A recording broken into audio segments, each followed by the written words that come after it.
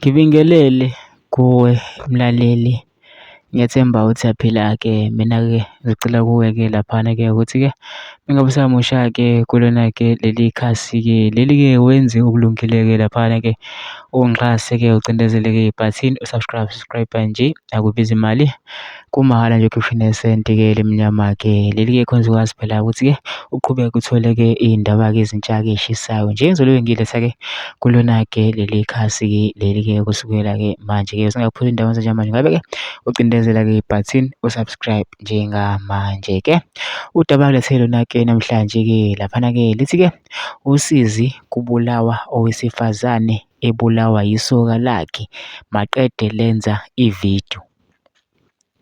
UMakhosazana Ndlovu oneminyaka engu-30 ushaywe kanzima yi-boyfriend yakhe waze washona, ibese yenza ividiyo ichaza ngendlela angaziphethe ngayo lo wesifazane.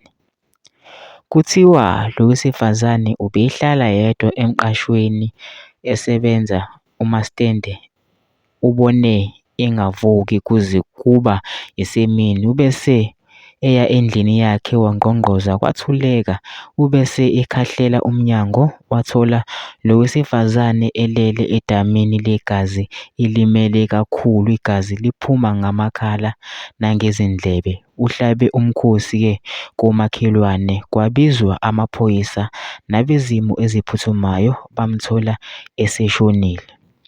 I-boyfriend isoka lakhe esegcwale amathafa, ibese yenza ividiyo ichaza ukuthi lo sisi ubengaziphethe neze kahle, ubesekhathele ukwenziwa isilimo.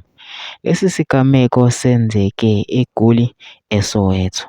Mina ngicela kuwe laphana singene kuma-comment section-ke ushiye uvo lwakho-ke ngalolu daba ukuthi wena-ke ucabanga kanjani-ke ngalo-ke udaba-ke lolu-ke bese wenza okulungile-ke laphana-ke ungixhase-ke ucindezele-ke ibhathini subscribe nje, akubizi imali, kumahhala nje ukhiphe nesenti-ke elimnyama-ke eli-ke khona uzokwazi ukuthi-ke uqhubeke uthole nezinye-ke iy'ndaba-ke ezintsha-ke nje engizobe ngikulethela zona-ke kulona-ke leli khasi-ke leli-ke kusukela-ke manje.